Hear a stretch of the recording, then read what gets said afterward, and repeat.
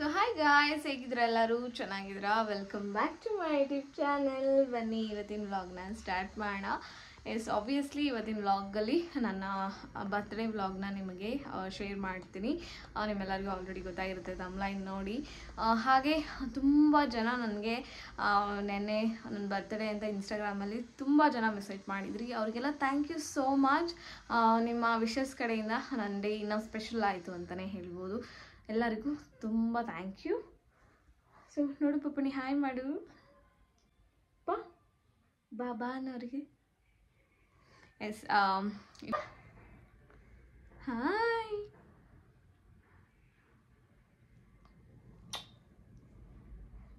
S, ಹೋಗಿ ವ್ಲಾಗ್ನ ನೋಡ್ಕೊಂಡು ಬನ್ನಿ.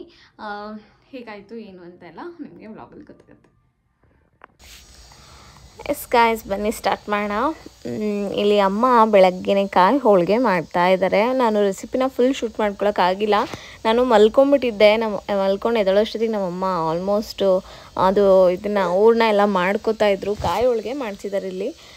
ನನ್ನ ಬರ್ತಡೆಗೆ ಅವಾಗೆಲ್ಲ ಪ್ರತಿ ವರ್ಷ ಕಾಯಿ ಹೋಳಿಗೆ ಮಾಡಿಸೋರು ಬ್ಯಾಟ್ರಿ ಕರೆಸಿ. ಬಟ್ ಇವಾಗೆಲ್ಲ ನಾನು ಆ ಥರ ಬರ್ಡೇ ಸೆಲೆಬ್ರೇಟ್ ಮಾಡ್ಕೊಳ್ಳಲ್ಲ ಅಲ್ವಾ. ಸೊ ಮನೆಯಲ್ಲೇ ಅಮ್ಮನೇ ಮಾಡ್ತಾರೆ. ನಮ್ಮಮ್ಮ ಯಾರೂ ಮಾಡಲ್ಲ, ಅಷ್ಟು ಚೆನ್ನಾಗಿ ಮಾಡ್ತಾರೆ. ಕಾಯಿ ಹೋಳಿಗೆ ಮಾತ್ರ ಸಕ್ಕತ್ತಾಗಿರುತ್ತೆ. ಸೊ ರೆಸಿಪಿನ ಫುಲ್ ಶೂಟ್ ಮಾಡ್ಕೊಳ್ಳೋಕ್ಕಾಗಿಲ್ಲ, ಹಾಗೆ ತೋರಿಸ್ತಾ ಇದ್ದೀನಿ ಅಷ್ಟೇ. ಬೆಲ್ಲ ಕರಗಿಸ್ಕೊಂಡು ಅದಕ್ಕೆ ಕಾಯಿ ರುಬ್ಬಿ ಹಾಕ್ಕೋತಾ ಇದ್ದಾರೆ. ಸೊ ನಮ್ಮ ಮನೇಲಿ ತುಂಬಾ ಕಾಯಿ ಇರುತ್ತೆ, ಯಾವಾಗಲೂ ಕಾಯಿ ಇರುತ್ತೆ. ಅದಕ್ಕೋಸ್ಕರ ನಾವು ಜಾಸ್ತಿ ಕಾಯಿ ಹೋಳಿಗೆನೇ ಮಾಡ್ತೀವಿ. ಅದಕ್ಕೆ ಈ ಸಲ ನಿಮಗೆ ರೆಸಿಪಿನ ಹಾಗೆ ತೋರಿಸ್ತಾ ಇದ್ದೀನಿ ನೋಡಿ. ಕಾಯಿ ಹಾಕ್ಕೊಂಡು ಚೆನ್ನಾಗೆ ಅದನ್ನು ಡ್ರೈ ಆಗೋ ತನಕ ಹುರ್ಕೋಬೇಕು. ತುಂಬ ಕೆಲಸ ಇರುತ್ತೆ ಇದರಲ್ಲಿ, ಚೆನ್ನಾಗಿ ಹುರ್ಕೋಬೇಕು. ಆಗ ಮಾತ್ರ ನಿಮಗೆ ಕಾಯಿ ಹೋಳಿಗೆ ತುಂಬ ಚೆನ್ನಾಗಿ ಬರೋಕ್ಕೆ ಸಾಧ್ಯ.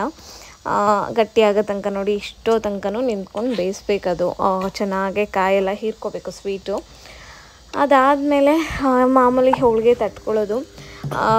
ನಂದೆಲ್ಲ ಆವಾಗ ನಾನು ಚಿಕ್ಕವಳಿದ್ದಾಗ ನಮ್ಮ ಅಪ್ಪ ಅಮ್ಮ ಮದುವೆ ಆಗಿ 9 ವರ್ಷ 10 ವರ್ಷಕ್ಕೆ ನಾನು ಹುಟ್ಟಿದ್ದು. ಸೊ ಅವರು ಅವಾಗಿಂದನೂ ಸ್ಪೆಷಲ್ ಬೇಬಿ ಅಂತ ನನ್ನ ಬರ್ಡೇ ತುಂಬ ಗ್ರ್ಯಾಂಡಾಗಿ ಮಾಡೋರು. ಭಟ್ರಿಗೆಲ್ಲ ಕರೆಸಿ ಅಡುಗೆ ಮಾಡಿಸಿ 300-400 ಜನ ಬರೋರು ನನ್ನ ಬರ್ತಡೆಗೆ.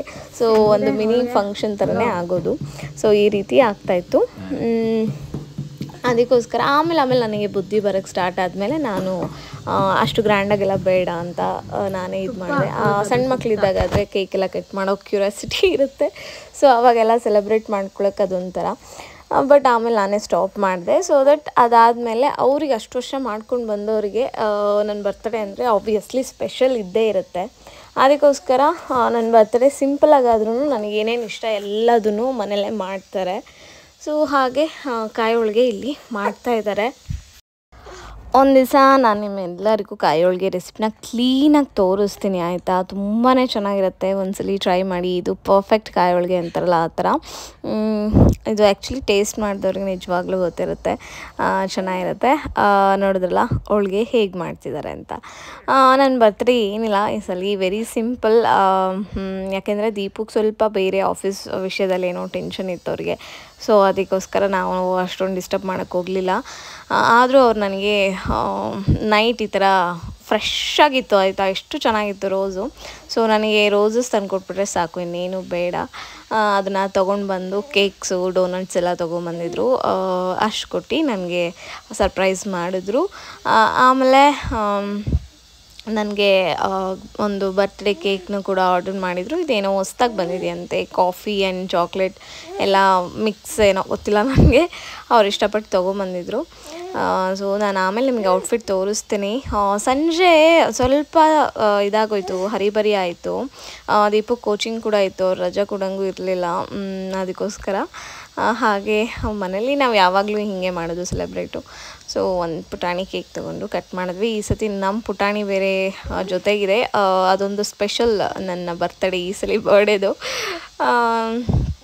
ಅವಳು ಕೂಡ ಇದ್ದಾಳೆ. ಚೆನ್ನಾಗಿತ್ತು, ಚೆನ್ನಾಗಿ ಆಯಿತು ಬರ್ತಡೇ. ಸೊ ಟ್ರೈಪಾಡ್ ಇಟ್ಟು ಮಾಡ್ತಾಯಿದ್ದೆ ವೀಡಿಯೋ. ಬಟ್ ಯಾಕೋ ಈ ಕಡೆ ಆಗಿಬಿಟ್ಟಿದೆ, ನಮ್ಮಪ್ಪ ಸ್ವಲ್ಪ ಕಟ್ಟಾಗಿಬಿಟ್ಟಿದ್ದಾರೆ. ಕೆಲವೊಂದ್ಸಲಿ ಹಂಗಾಗುತ್ತೆ, ಏನು ಮಾಡೋಕ್ಕಾಗಲ್ಲ. ಸೊ ಎಸ್, ನನಗೂ ಕೂಡ ನನ್ನ ಬರ್ತ್ಡೇ ಅಂದರೆ ಅಷ್ಟೇ ಸ್ಪೆಷಲ್ಲು. ತುಂಬ ಇಷ್ಟಪಟ್ಟು ಬಟ್ಟೆ ತೊಗೊಳ್ತೀನಿ. ಈಗ ನೀವು ನೋಡ್ತಾ ಇದ್ದರೆ ವೀಡಿಯೋ ನೋಡ್ತಾ ಇದ್ದರೆ ಗೊತ್ತಿರುತ್ತೆ ನಿಮಗೆಲ್ಲ. ಬರ್ತಡೇಗೆ ತೊಗೊಳ್ತೀನಿ ಬಿಡು ವಾಚು, ಬರ್ತಡೇಗೆ ತೊಗೊಳ್ತೀನಿ ಬಿಡು ಸ್ಲಿಪ್ಪರು, ಬರ್ತಡೇಗೆ ಹೇರ್ ಕಟ್ ಮಾಡಿಸ್ಕೊತೀನಿ, ಈ ಥರನೇ ಹೇಳ್ತಾ ಇರ್ತೀನಿ. ಸೊ ನನಗೂ ಅಷ್ಟೇ ಅವಾಗಿಂದ ಹಾಗೆ ನಾನು ಕೆಲವೊಂದು ಡ್ರೆಸ್ಗಳನ್ನ ನೋಡಿರ್ತೀನಿ, ಅದನ್ನು ತೊಗೊಂಡಿರಲ್ಲ, ಬಿಡು ಇಷ್ಟೊಂದು ಏನು ತೊಗೊಳ್ಳೋದು ಅಂತ ಸುಮ್ಮನಾಗಿರ್ತೀನಿ. ಬಟ್ ನನ್ನ ಬರ್ತಡೇಗೆ ಅದು ನನಗೆ ಇಷ್ಟ ಆಯಿತು ಅಂದರೆ ಅದು ಎಷ್ಟೇ ಇದ್ರೂ ನಾನು ತೊಗೊಂಡ್ಬಿಡ್ತೀನಿ. ಸೊ ಬರ್ತಡೇಗಂತ ಮಾತ್ರ ಈ ರೀತಿ ಇದೊಂದು ಡ್ರೆಸ್ನ ತೊಗೊಂಡಿದ್ದೆ. ಅಜಿಯೋದಲ್ಲೇ ತೊಗೊಂಡಿದ್ದು. ನನ್ನ ವಾಚ್ ನಾನು ಹೇಳಿದ್ನಲ್ಲ ಲಾಸ್ಟ್ ಟೈಮ್ ನಾನು ಆರ್ಡ್ರ್ ಮಾಡಿದ್ದೆ, ಇನ್ನೂ ಬರಲೇ ಇಲ್ಲ, ಅದಕ್ಕೆ ನಾನು ಕಟ್ಕೊಂಡಿಲ್ಲ. ಎಲ್ಲ ಮುಗಿಸ್ಕೊಂಡು ನಾವು ನಮ್ಮನೆ ಹತ್ರ ಮಲ್ನಾಡ್ ಗೇಟ್ವೇ ಅಂತ ಒಂದು ಒಳ್ಳೆ ರೆಸ್ಟೋರೆಂಟ್ ಆಗಿದೆ, ಒಳ್ಳೆ ರಿವ್ಯೂ ಇತ್ತು. ನಮ್ಮ ಮನೆಯಿಂದ 2 ನಿಮಿಷ ಬಂದುಬಿಡ್ಬೋದು. ಹೋಗೋಣ ಹೆಂಗಿರುತ್ತೆ ನೋಡ್ಕೊಂಬರೋಣ ಅಂತ ಹೋದ್ವಿ. ಹೇಗಿತ್ತು ಅಂತ ನಾನು ನಿಮಗೆ ತೋರಿಸ್ತೀನಿ.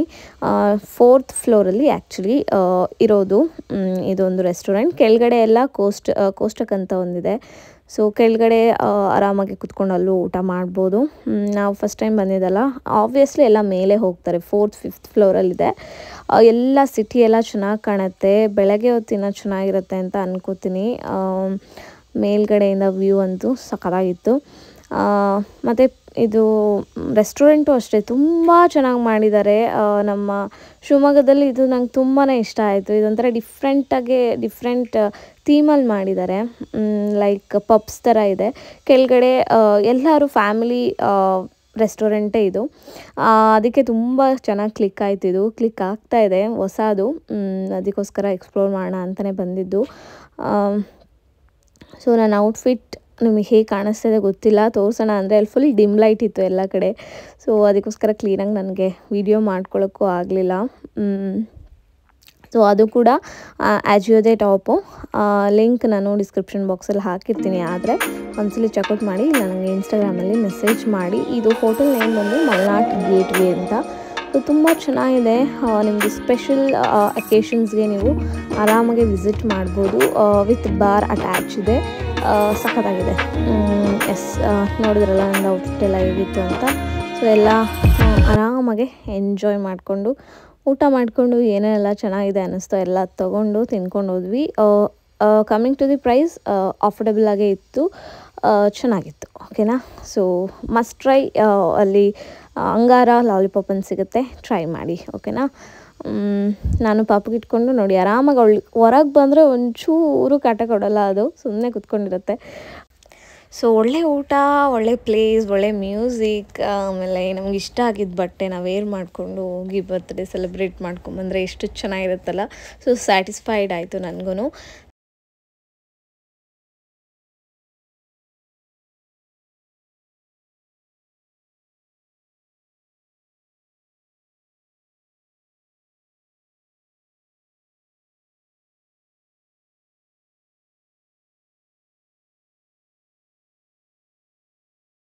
ಸೊ ಕಮಿಂಗ್ ಟು ದಿ ಇವಾಗ ನೆಕ್ಸ್ಟ್ ಪಾರ್ಟು. ಇದು ನೋಡ್ತಾ ಇರೋದು ನೀವು ನನ್ನ ಬರ್ತಡೇಗಿಂತ 2-3 ದಿವಸದ ಹಿಂದೆದು, ಆಯಿತಾ. ಸೊ ನನ್ನ ಬರ್ತಡೇ ಆದಮೇಲೆ ಶೇರ್ ಮಾಡ್ಕೊಳ್ಳೋಣ ಅಂತ ನಾನು ಶೇರ್ ಮಾಡ್ಕೊಂಡಿರಲಿಲ್ಲ. ಸೊ ಇದೊಂಥರ ನನ್ನ ಬರ್ತಡೇಗೆ ದೀಪುಗೆ ಗಿಫ್ಟ್ ಅಂತಲೇ ಹೇಳ್ಬೋದು, ಸರ್ಪ್ರೈಸ್ ಗಿಫ್ಟು. ಸೊ ಅವರಿಗೆ ಇದನ್ನು ತೊಗೋಬೇಕು ಅಂತ ಸಿಕ್ಕಾಬಟ್ಟೆ ಆಸೆ ಇತ್ತು ಗೈಸ್. ಇದೇನು ಅಂತ ನೀವು ಕೇಳೋದಾದರೆ ಪ್ಲೇ ಸ್ಟೇಷನ್ ಅಂತ ಗೇಮ್ ಆಡೋದು.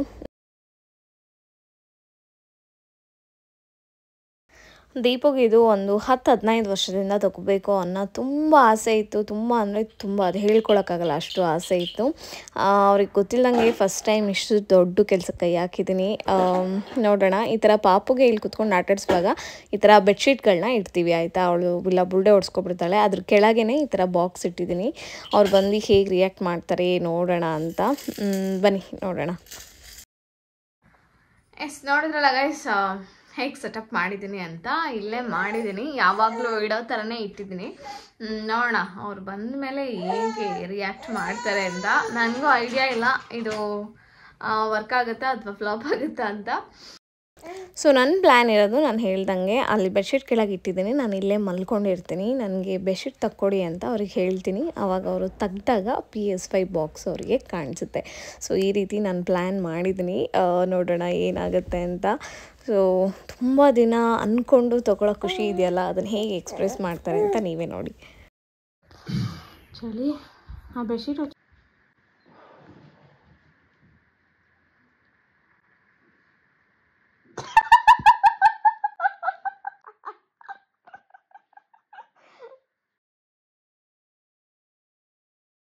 ಆಗಲ್ಲ ನನ್ನ ಕೈಲಿ ಆಗಲ್ಲ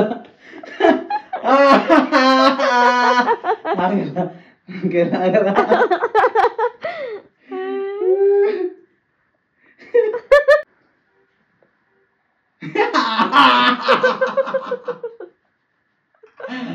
ಅಯ್ಯಪ್ಪ ನಿಜನಾ ಸುಳ್ಳ ಇದು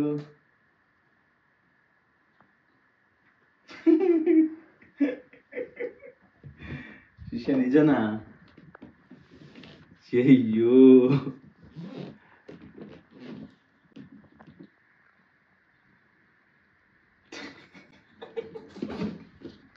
ಪಾಪಣಿ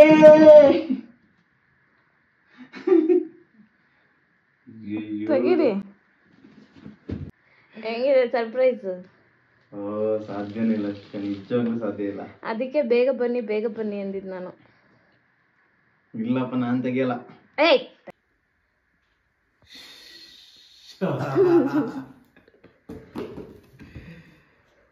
ಅಪ್ಪ ಹೆಂಗ್ ಎಕ್ಸ್ಪ್ರೆಸ್ ಮಾಡ್ಲಿ ಮರೆಯ ನಾನು ಇದನ್ನ ನಿಮ್ದೇ ಸ್ವಂತದ್ದು ಯಾರ್ದು ಅಲ್ಲ. ದೀಪು ಯಾವಾಗಲೂ ಹೇಳೋರು ನಂದೇ ಸ್ವಂತದ್ದು ಅಂತ ಒಂದು ಪ್ಲೇ ಸ್ಟೇಷನ್ ಇರಬೇಕು ಮನೆಯಲ್ಲಿ ಅಂತ.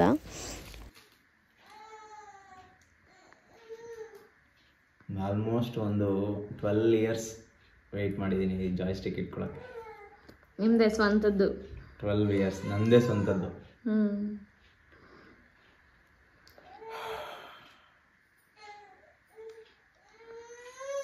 ಅಮ್ಮ ಪಾಪು ಕರ್ಕೊಂಬ ಈ ಕಡೆ. ಬ್ಯೂಟಿಫುಲ್ ಆಗಿದೆ. ಒಂದೇ ಮಾಡಿರೋದು. ನಿಮ್ಮಪ್ಪ ಹಿಡಿಯಂಗಿಲ್ಲಪ್ಪ ಇವತ್ತು. ಎಂತಗಿಲಿ ನಡುತ್ತಾ ಇದೆ ಕೈಯೆಲ್ಲ. ಯಾಕೆ ನಡುತ್ತೆ? ಯಸ್.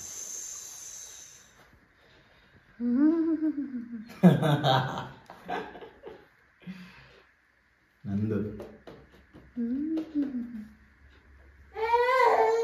ಯಾರಿದಂತಪ್ಪ ಅದು? ಏನ್ ಚೆನ್ನಾಗಿದೆ ಇದು. 80%. ಎಷ್ಟು ವರ್ಷದ ಕನಸು? ಒಂದು 13 ವರ್ಷ. 13 ವರ್ಷ. 13 ವರ್ಷದ ಕನಸು. ಸೊ ನೋಡಿದ್ರಲ್ಲ ಅವ್ರ ಖುಷಿ ಹೇಗಿತ್ತು ಅಂತ. ಈ ಖುಷಿ ನೋಡೋಕ್ಕೋಸ್ಕರನೇ ಅದನ್ನು ನಾನೇ ಅವರಿಗೆ ಗೊತ್ತಿಲ್ದಂಗೆ ತರಿಸಿದ್ದು ಫ್ಲಿಪ್ಕಾರ್ಟಲ್ಲಿ. ಸೊ ಫೈನಲಿ ಅದು ಅವ್ರು ಹೇಗೆ ರಿಯಾಕ್ಟ್ ಮಾಡ್ತಾರೆ ಅಂತ ನಾನು ನೋಡಿದೆ. ಕೇಳಿದ್ರಲ್ಲ ಅವರು 13 ವರ್ಷದಿಂದ ನನಗೆ ತೊಗೋಬೇಕು ಅಂತ ಆಸೆ ಇತ್ತು, ನಂದು ಸ್ವಂತದ್ದು ಅಂತ ಯಾಕೆ ಹೇಳ್ತಾಯಿದ್ರು ಅಂದರೆ ಅವ್ರಿಗೊಂದು ಆಸೆ ಇತ್ತು ಅವಾಗಿಂದನೂ. ಯಾಕೆಂದರೆ ಅವಾಗೆಲ್ಲ ಈ ಥರ ಸೈಬರಿಗೆ ಹೋಗಿ ಆಡ್ತಾಯಿದ್ರು, ಇಲ್ಲಾಂದ್ರೆ ಯಾರ್ದಾದ್ರು ದೊಡ್ಡ ಶ್ರೀಮಂತರು ಮನೆಯಲ್ಲಿ ಇರೋದು ನೋಡೋರು ಆಟ ಆಡೋಕ್ಕೆ ಕೊಡ್ತಾ ಇರಲಿಲ್ಲ. ಸೊ ಈ ಥರ ಎಲ್ಲ ಆಗ್ತಾಯಿತ್ತು. ಅವಾಗೆಲ್ಲ ಇದನ್ನೆಲ್ಲ ತೊಗೊಳೋದು ತುಂಬಾ ಕಷ್ಟ ಆಗ್ತಿತ್ತು. ನಾವಾದ್ರೂ ಅಷ್ಟೇ ಅಲ್ವಾ, ಒಂದು ಏನೋ ಈ ಥರ ಗೇಮ್ಸ್ ಎಲ್ಲ ಆಡೋಕ್ಕೆ ಅಂತಲೇ ಒಂದು ಬಿಗ್ ಅಮೌಂಟ್ನ ಇನ್ವೆಸ್ಟ್ ಮಾಡ್ತೀವಿ ಅಂತ ಅಂದರೆ ಸೊ ಕೆಲವೊಬ್ಬರಿಗೆ ಅದು ಅನ್ನೆಸರಿ ಅನಿಸುತ್ತೆ. ಬಟ್ ಕೆಲವೊಬ್ಬರಿಗೆ ಅದು ತೊಗೊಳ್ಳೇಬೇಕು ಅನ್ನೋ ಒಂದು ಆಸೆ ಇರುತ್ತೆ ಅಲ್ವಾ. ಸೊ ಈ ಥರ ಇರುತ್ತೆ. ಆವಾಗೆಲ್ಲ ತೊಗೊಳಕ್ಕಾಗ್ತಾ ಇರಲಿಲ್ಲ. ಸೊ ಫೈನಲಿ ಅವ್ರಿಗೆ ಇದು ತೊಗೋಬೇಕು ಅನ್ಕೊತಾ ಇದ್ರು. ಸೊ ಅವ್ರು ತೊಗೊಳಕ್ಕಿಂತ ಮುಂಚೆ ನಾನೇ ಗಿಫ್ಟ್ ಮಾಡಬೇಕು ಅಂತ ನಾನು ಫೈನಲಿ ನಾನೇ ಗಿಫ್ಟ್ ಮಾಡಿದೆ. ಇಲ್ಲ ಅಂದರೆ ಅವರು ಅಕ್ಟೋಬರಲ್ಲಿ ನಮ್ಮ ವೆಡ್ಡಿಂಗ್ ಆ್ಯನಿವರ್ಸರಿ ಟೈಮಲ್ಲಿ ತೊಗೊಳ್ಳೋಣ ಅಂತ ಹೇಳ್ತಾಯಿದ್ರು. ಅದಕ್ಕೆ ಅವಾಗೆಲ್ಲ ನನ್ನ ಫ್ರೆಂಡ್ಸ್ ಹತ್ರ ಎಲ್ಲೋ ಒಂದು 2-3 ಕಡೆ ನೋಡಿದ್ದೆ. ಕೆಲವೊಬ್ಬರು ಮನೆಯಲ್ಲಿ ಇರ್ತಿತ್ತು, ನೋಡ್ತಿದ್ವಿ, ಬಟ್ ಆಡೋಕ್ಕೆ ಕೊಡ್ತಾ ಇರಲಿಲ್ಲ. ನನ್ನದೇ ಸ್ವಂತದಂತ ಒಂದು ಮನೇಲಿ ಇದ್ದರೆ ಹೆಂಗಿರುತ್ತಲ್ವ ಅಂತ ಅವ್ರು ಅವಾಗ ಹೇಳೋರು. ಸೊ ಫೈನಲಿ ಅದು ಆದಾಗ ಅದೆಷ್ಟು ಖುಷಿ ಆಗುತ್ತೆ ಅಲ್ವಾ. ಸೊ ಯಾರ್ಯಾರಿಗೆ ಏನೇನು ಇಷ್ಟನೋ ಅದು ತಗೊಂಡ್ರೇ ಇದಾಗೋದು. ಕೆಲವೊಬ್ಬರು ಇವಾಗ ಅನ್ಕೋತೀರ ಸೊ ಇದ್ರ ಬದಲು ಒಂದು 10 ಗ್ರಾಮ್ ಚಿನ್ನ ತೊಗೋಬೋದಿತ್ತಲ್ವ ಅಂತ. ಸೊ 10 ಗ್ರಾಮ್ ಚಿನ್ನ ತೊಗೊಂಬಂದು ನನ್ನ ದೀಪಕ್ಕೆ ಕೊಟ್ಟಿದ್ರೆ ಇಷ್ಟೊಂದು ಖುಷಿ ಅಂತೂ ಪಡ್ತಾ ಇರಲಿಲ್ಲ ಅವರು. ನಮಗೇನೋ ಪಟ್ಟಂತ ಸಿಕ್ಬಿಟ್ರೆ ಆಗೋ ಖುಷಿಗಿಂತ ನಾವು ಅದನ್ನು ಕಾದು ವೆಯ್ಟ್ ಮಾಡಿ ಅದರಲ್ಲೂ ಈ ಥರ ನಮಗೆ ಗೊತ್ತಿಲ್ಲದೆ ಸರ್ಪ್ರೈಸಾಗಿ ಸಿಕ್ಕಾಗ ಎಷ್ಟು ಖುಷಿ ಆಗುತ್ತೆ ಅಲ್ವಾ. ಸೊ ಕಾದು ಜೋಡಿಸ್ಕೊಂಡು ದುಡ್ಡು ಜೋಡಿಸಿ ನಮಗಾಗತ್ತೆ ಇವಾಗ ತೊಗೊಳ್ಳೋಕ್ಕೆ ಅನ್ನೋ ಥರ ಸಿಚುಯೇಷನ್ ಇದೆಲ್ಲ. ಸೊ ಅದು ಎಷ್ಟೇ ಕೋಟಿ ಕೊಟ್ಟರು ಸಿಗೋಲ್ಲ ಅಂತ ನನಗೆ ಅನಿಸುತ್ತೆ. ಸೊ ಅದೇ ದಟ್ಸ್ ವಾಟ್ ದೀಪುಗೆ ಇವತ್ತು ರಿಯಲೈಸ್ ಆಗಿದ್ದು. ಸೊ ಅವರೇ ತೊಗೊಂಡ್ರೆ ಏನು ಖುಷಿ ಇರುತ್ತೆ ಅನ್ನೋ ಒಂದೇ ಕಾರಣಕ್ಕೆ ನಾನು ಅವ್ರಿಗೆ ಸರ್ಪ್ರೈಸ್ ಮಾಡಿದ್ದಷ್ಟೇ. ಹೇಗಿತ್ತು ಅಂತ ನನಗೆ ಕಮೆಂಟ್ ಸೆಕ್ಷನಲ್ಲಿ ಹೇಳಿ, ಓಕೆನಾ?